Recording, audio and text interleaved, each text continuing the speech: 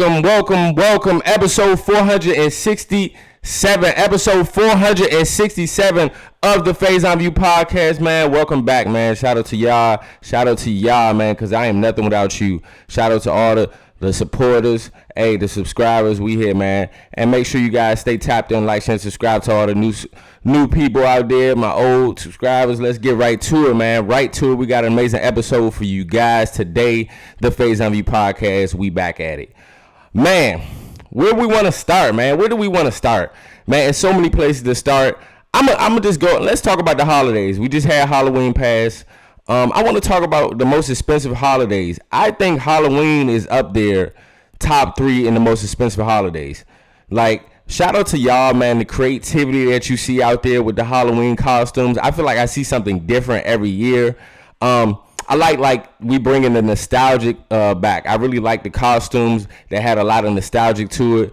And I like the different ideas from the costumes. Like Halloween, like how people view it.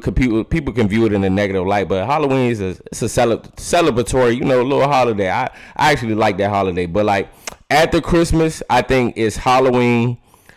And third, I think for the most expensive holidays, I think Mother's Day could be up there. What surprised me is that Thanksgiving and Indigenous People Day was not up there. Like, I feel like that's one that, like, the family goes all out on. But, like, that's just solely food. When you think about all the other holidays, like, you buying, like, for Christmas, you buying not only gifts, you buying food, you buying all this stuff. Christmas, it's a lot that come into Christmas around them holiday times. Another not surprising one, because Valentine's Day is up there, but our Father's Day was surprising for me, too. Like, I was like, oh, dang, people putting up bread on Father's Day. Shout out to the fathers out there, the real ones out there, doing their job for real. Hey, show up and be there. Simple as that. And that goes for all parents, not just fathers. Easter is up there, too, most expensive holidays. But if I had to make a list and my prediction of what would be the most expensive holidays, it would go Christmas, Halloween, and low-key Valentine's Day. People go all out on Valentine's Day or Black Friday. Like when we was younger, Black Friday used to mean something. Like with all this inflation and all the things going on in society now, like I'm sure Black Friday is not going to be what it once was. And now, you don't even get that rush from Black Friday anymore. Going to the stores, it's taking TVs out of people's hands and stuff like that. That's all cyber, but I don't think we really spend as much money as we once did on Black Friday. Those are my holidays. Let's get right into the interesting talks of the day. Man, I got some breaking news for y'all, and this was crazy to hear, but like it's what's going on now. Everybody has a podcast, social media platforms, influencers, etc. China has recently enacted a law requiring social media influencers to possess relevant degrees, licenses, or certifications to discuss professional online topics. Do I feel like this is a good or bad thing? I do feel like it's a good thing. I'm sure that a lot of people think we can adopt those things over here, but I really like the freedom of speech as well too. I feel like podcasts are more enjoyable when you just have a genuine conversation. It's a lot of people, yes, out here just talking about anything they're not supposed to be talked about, like not being well researched. I think that is a factor. I think that comes into play when you having certain serious conversations. But also, I feel like the podcast and basically in what I'm saying as far as this space should just be freedom of speech of how you have a conversation. Like we've made podcasts so many different things now, and it's so many different subgenres. Which is not a bad thing, but like the general point of the podcast was just for you to just really be authentic and genuinely speak your mind. So like, I think that takes away from it, but I do understand it though. Like you getting a degree and license in it, it's just like how journalists have license and degrees. Like, so you got to respect their craft as well too. Cause I can see how a journalist could be like, dang, I did all of this. Now we're in this new era and new world. People don't need to have degrees, license to be certified to talk or have the same conversation I'm having, and also probably making more money or probably getting more viewership from it. So I think we are in a space where like real journalists and kind of like the podcasters are butting heads a lot. You see it often now. Like you can see, I can understand how journalists, have gone through this, but also everything with time, everything is going to advance. Everything is going to be different. Like with nuance, you really kind of got to adapt to it. I went to school also for journalism as well too. So like, I understand kind of both sides of it. Like, am I well researched on a lot of things? Yes. Everything? No, I'm not going to have everything in my tool bag. But I do feel like it is important for people to be knowledgeable of what they're talking about, because it could be dangerous based on what you're talking about. You know, I think that's the key factor in the way is that. So like, when it comes to trying to enacting that law, it might be best suited for them to do that. I get it though. I get it, because you have these online topics being discussed when people have no backgrounds, and it just comes off a certain way, and you can cause friction, but guess what? The real problem, honestly, about all of this is that negative publicity is still good publicity. You feel me? Like, no matter how bad the publicity is or the look is, it's a look for people. Nowadays, people don't care about what they say, because if it's clickbait, dang, I got your view, I got your eyes on it, no matter if you like my opinion or not. So like it murkies the waters for sure. It murkies the water. Let's get it. Let me talk about some music. True or false, y'all? True or false out there? Older generations say music isn't the same because they stopped discovering new sounds. True. I do feel like older generations, when they be like music ain't the same, you know, they just like, they stick to what they know. But also too, in their point, respectfully, I do feel like music, if you go back to, let's say, the 80s, 70s, and 60s, even prior to that, like, music was more authentic. And then you hear the sampling now. A lot of the music that's sampled now and ideals that are made off the music that is made today is from back then. So I can understand, like, my parents or my grandparents or other older generations being like, man, music ain't the same. When they had, you know what I mean, Earth, Wind, and Fire, Patti LaBelle, like, think about the artists that they grew up on and actually seeing true artistry compared to now.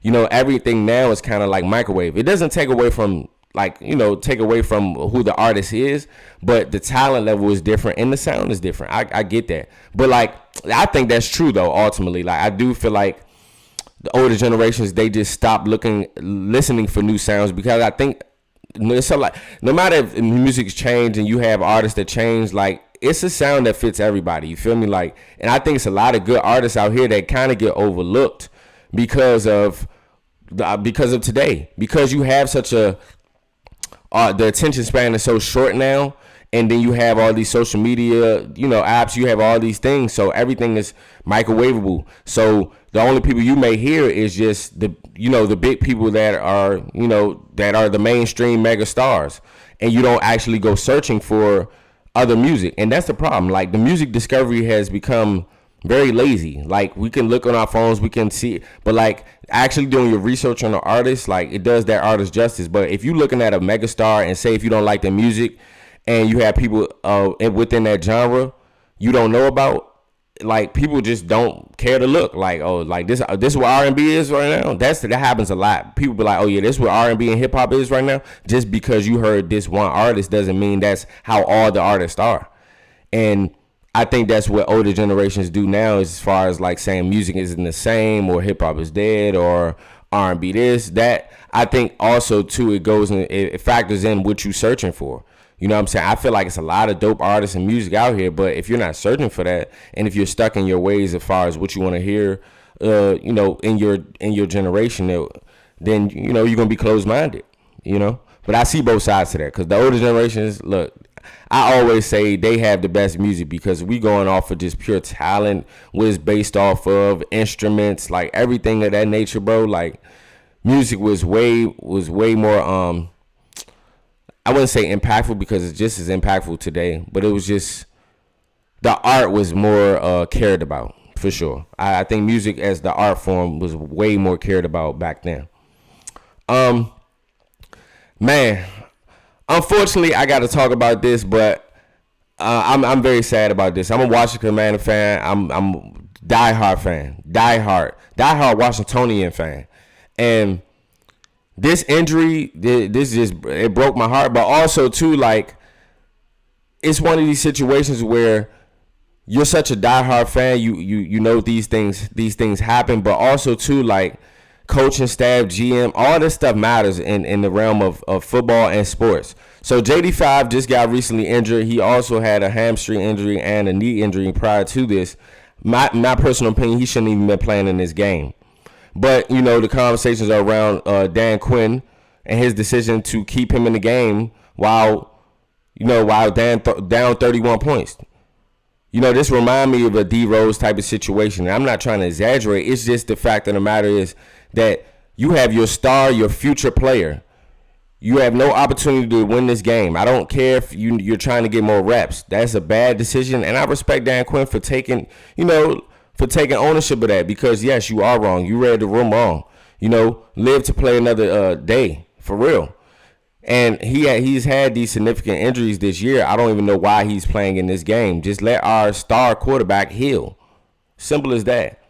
And I am a true diehard Washington fan, like true fan. So for those who sitting there saying that, talking about Dan Quinn or talking about, the coaching staff, like as far as the defense, I understand. Y'all talking about getting rid of the defense coordinator, it's abysmal. I get that. But as far as Dan Quinn, like also let's look at what we did last year. Yes, we're talking about the present day. Let's stay relevant, but also let's not take away from the success. And just because we have a rocky year, we're only 2 years in, for real, 2 to 3 years in the rebuild. Let the rebuild happen. You feel me? And a lot of you fans out there who were on board with us last year, I hope y'all just weren't bandwagon fans when we going through stuff. Because if you are, you can go ahead and jump ship. And that's one thing I hate the most in sports is a bandwagon fan. Just me, respectfully. That's my opinion. I don't like that. Like, you feel me? Like, I just don't respect it as far as opinion. You can have your opinion all you want, but like just as far as the sports conversations, I can't respect it. You feel me? Like, I'm 10 toes down by my team. Losing, winning, tied, don't matter. That's how I am. And my favorite teams, because I'm a Washingtonian, what that would say about my personality is that I'm loyal. Of course, patient, because we know, we haven't been the most winning in culture, and also resilient. You feel me? Like, no matter what we continue to go through, we as fans are always going to show up. The real ones are always going to show up. So, like, that's what my favorite teams would say about my personality as well, too. Like, I'm loyal. I'm going to be there for my team. That's just who I am. I'm going to be patient, even though I may be sick and tired, and I'm going to tell the truth about them as well, too. That's another thing I would say add to that is honest.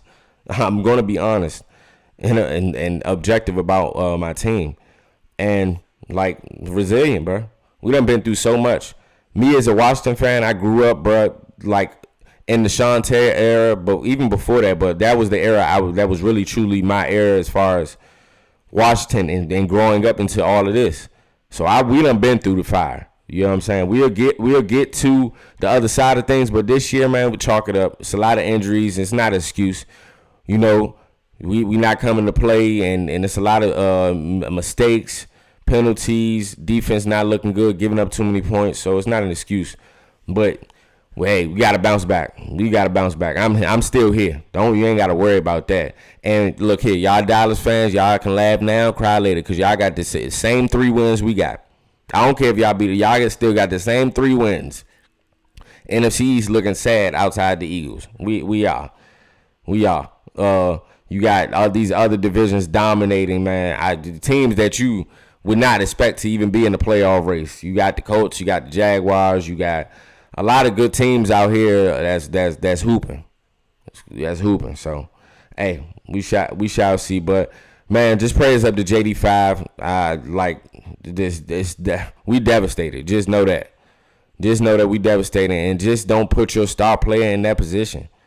Come on now, like let's read the room. Let's be smart. We already got too many injuries.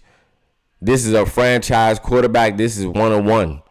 Don't risk it being stupid just for one game. Like, nah, we're not doing that. Random thought of the week, y'all. Random thought of the week. All right. New segment of the show. All right. Random thought of the week. We never actually see ourselves in real life. Only reflections and photos. So really, no one has ever really truly seen their own face. Random thought, but like I be thinking that. I don't know if I'm weird in that. I don't know if other people think the same way I think. But a lot of times I catch myself on the moment and be like, this is life. Like, bro, I done been through so much, but like, this is life. And then also too, like, yes, we see ourselves in reflections and stuff like that, but like, only imagine if you can actually just see yourself out. You know what I'm saying? Like, out of your own body and like seeing yourself. You feel me? We never really actually seen ourselves. I just had a random thought because I just be thinking a lot. Like when I have deja vu moments, when I have certain moments where I'm like driving in the car, spaced out, forget I'm driving. Like these are the moments where I just be like, dang, like this is really like real life. Like, so taking life for granted, bro. Like I think as I got older, I stopped taking life for granted for real, for real. Like you, as you're young, you think, bro, I got a long time, bro. I got time. You know what I'm saying? No, you don't. Time is really not on anybody's side. For real, for real. You know what I'm saying? Time is everything, but it's not on your side because everything moves just like that, bro. 1 second was a memory and a moment. Like, you feel me? But like that's definitely like a random thought I always be thinking. I'd be like, bro, this is really real life. This is really my body. This is really my family. This is really who I am. You know what I'm saying? Like, so it just really like be blessings in totality. You know what I'm saying? I'm a God-fearing man. So like just, you know, just that, like those type of moments, I just be tapping back in like I'm blessed, bro. Like for real. Cause you know what I'm saying? Like, and then you have people that's not here with us any longer. So it really makes you think, bro. And sometimes I ain't gonna lie, I be having like survivor's remorse about certain things and certain people, you know, like, and I just think that's just a human reaction. Not saying I have a lot of death or things of that nature around me, but like, just the impact of certain people who've passed away and loved ones and stuff. So it just be like, sometimes I be like, man, like this is life, bro. Like, shh. Be thankful, bro. Really be thankful. My hot take for the day, y'all. My hot take for the day is maturity is learning when to shut up, bro. Like for real. I'm not gonna lie to you, bro. This is really a learning lesson for me, bro. Like really, maturing is just learning when to shut up, bro. Like learning when you wrong. Just hey, you know what I'm saying? Learning to take the L. Like I think that's very important as I mature and as people mature, just like learning when to shut up, learning when you're wrong, you know what I'm saying, in certain situations, reading the room. But like I do think maturing is like learning when to just shut up, especially for myself. I'm gonna just be totally honest with you. Like I'm one of those people that like I'm very passionate, debate, all this other stuff. Like, you know, I'm not one of those people that always think I'm right, but in the moment, yes, absolutely, because I want to prove my point. So if people see it like that, then I look. I don't hold them to it because if that's how you see me, then that's how you see me. But like in the sense of like, yeah, I can't, I can't just like, you know what I'm saying, bow out in a convo or bow out and just let you have it. But like as I start to mature, bro, like you just gotta learn when to just take the L, shut up, bro. Like no matter if that's in a relationship, no matter if that's professionally, no matter if that's like within your friends, no matter if it's your parents. That was one of the biggest ones for me, like growing up, you know what I'm saying, like always having to say something back, you feel me, like being argumentative for no reason, you feel me, like I'm guilty of that, and that's like a thing that I continue to work on. I ain't the best at it, no, like, and I ain't you know what I'm saying, I ain't perfect at all, but I think that's something like I've been just trying to work on, and I think that aligns a lot with growing up. Like, you know what I'm saying? Maturing. Just learn when to shut up, bro. Learn when to shut up, bro. Just take your L, bro. Like, keep it moving, bro. Sometimes it's best that way because when you don't learn to, like, just shut up or you just learn to just take an L, then that's when things escalate. That's when bad decisions are made, etc., bro. Like, I'm a prime example of that. Like, I can only speak from my experience. I am a prime example of that, bro. Like, for real. Would you rather, y'all? Would you rather have style or influence? And I think this is a great question. For me, I think influence because I think it encompasses it all. Like it, I think style can be ingratiated in influence. Like all of that is one in influence. With influence, it comes style. I think it comes impact. Like when you are an influential person, like people gravitate to who you are and you know what I'm saying, and how you move. So I think I would say influence. Like I see myself, you know, I'm a stylish person and stuff like that, but I think influence it's way more layers to influence than style. So I would say influence, bro. I would want to be an influential figure people look up to, as a role model, or just look up to, just in whatever sense you wanted to be. You know what I'm saying? So I would rather be more influential than like having style, because I think with influence, style, all that stuff is all in one. Another question for y'all: what shoes should most people have? Great question. What shoes should most people have? I think 90% of I think 90% a lot of everybody should have at least a pair of Air Forces, bro. All white Air Forces.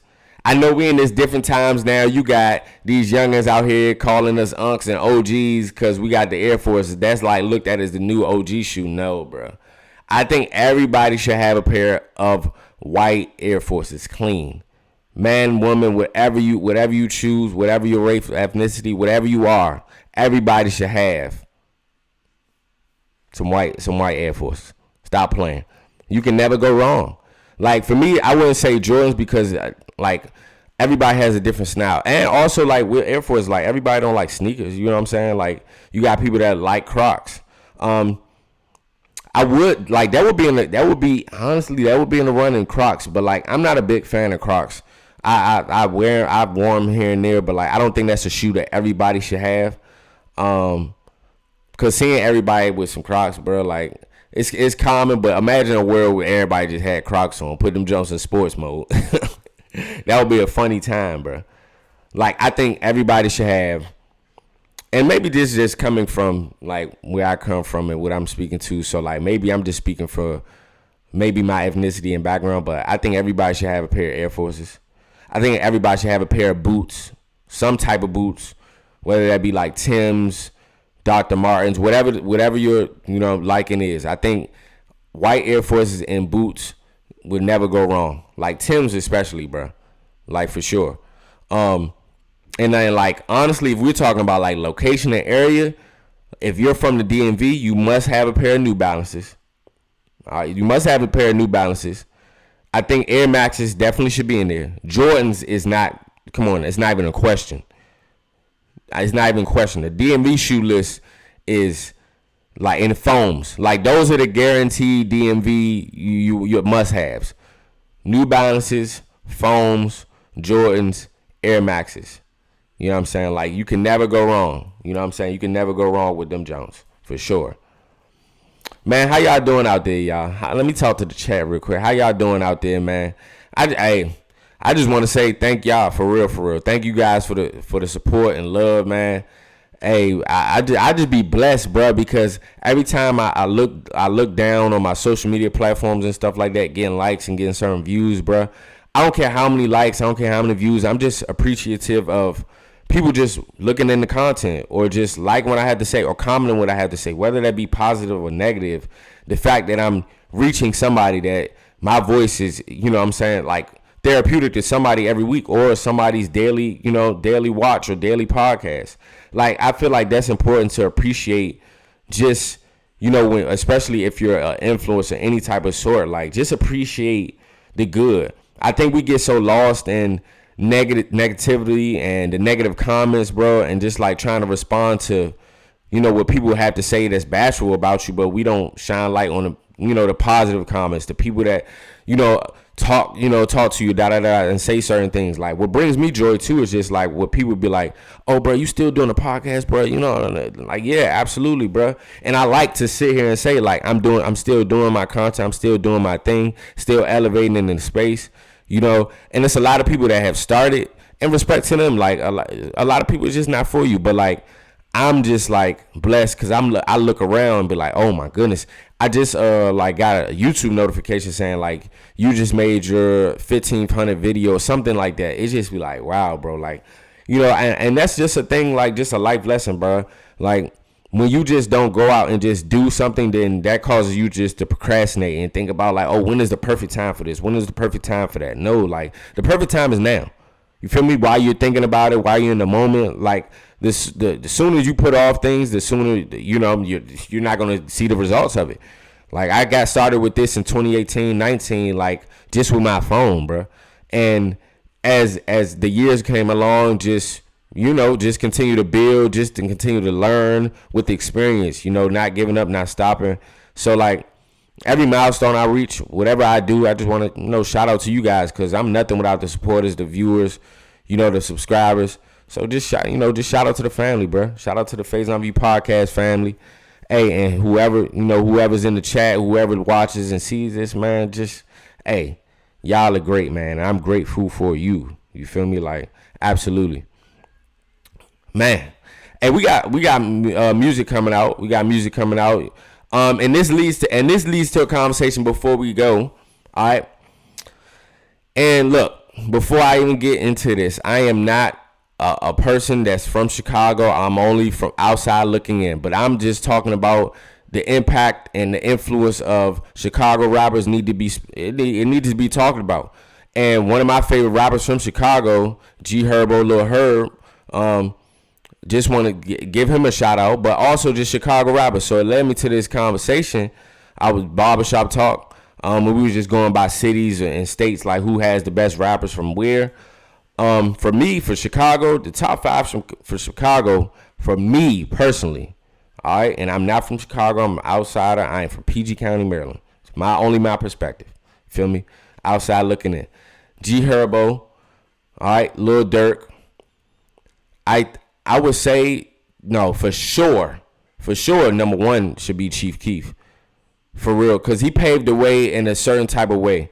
And I would say Kanye and Common, because I'm going to give them their respect. Because without Common and Kanye, you don't have these other rappers for sure. So give them their respect. But like, I get and I understand when people say Chicago and have their best rapper list. I get when they say Chief Keef and he had more of an impact and influence for Chicago, because if you think about the landscape of music, and respect to Kanye and Common, but they were anomalies, like as far as how they rap, the producer, the beats, like all of that thing, all of those things were unique and great for that. But like Chief Keef made her own lane, like for other people to really prosper and grow off of. And not only did they make drill rap, these are actually legit good rappers, not just drill rappers. And I think that like the rappers like a G Herb, like Lil Durk, they really like, broke the mold of that. Even though, they talking street drill, all that, but they're actually rapping. And of course, it's many people I can name in Chicago, but I'm just talking about for me personally, those are the ones that, stand out to me, but also I feel like that shaped what Chicago is musically, like Common being one of the ones first. You got Ye, then you got into the laters as far as 2010s and Chief Keef coming on the map, and then opening the doors for G Herbo and Lil Durk, and, I can go on, King on LA Capone, I can go on and on and on. But man, just shout out to music, bro, and just understanding how music is it bridges the gap of just togetherness. You know what I'm saying? Like you see these different shows, you see these people pop out, bro. You see the crowd, bro. It's not all the same. It's not just one ethnicity. So like, shout out to music, just bringing people together, bro. Like I look, I don't know where I would be without music, for real. Like music has shaped my life, and I'm sure it shaped a lot of y'all's as well too. Look, this is how I feel about this, and I'm gonna just say it once, all right? Because we talked about it on the podcast before. This has happened, I think, a couple years ago. He had said this, but just the propaganda, because the verses between Cash Money and the Cash Money and No Limit just happened. So all versus conversations is gonna come on now. It's gonna come back up. But this conversation led to what Jay-Z had said on Spaces a couple years back, and saying that nobody can mess with him or touch him on that versus stage. I'm here to tell you, bro. For real, I'm here to say it. There's nobody on this earth seeing Wayne on that stage. Catalog. I'm telling you, he can go on that stage and beat some of the top megastar artists off of just mixtapes alone. Jay-Z included. So we were sitting there talking about hits and somebody can get on a stage. We talking about culturally impact, influence to this day. And I'm just be real with you. It was not a hotter or better run than Wayne's run. We haven't seen nothing of that sort. You have the DMX run, you got 50 Cent run, you got Nas run. All of them are catastrophic and all of them are monumental for hip hop. So I'm not dismissing any of that. But as far as a run that shaped hip hop, it's nobody touching Wayne. And also, I think Drake and Ye would have something to say as far as with Jay-Z as well too. Because if you talking about Drake, that hits for days. We can go anywhere. I can match you anywhere you want to go. And then with Kanye, he kind of he's an anomaly in himself, because not only did I produce for you, I have my own catalog that can stand the test of time against anybody. So like I get it. Look, I'm a Wayne stan. So like I get the Jay-Z fans out there and stans out there. You know, they gonna debate it to the end of time, or the people, you know what I'm saying, the historians that really, you know what I'm saying, about this music stuff and was there when it happened, they gonna speak otherwise. Cool.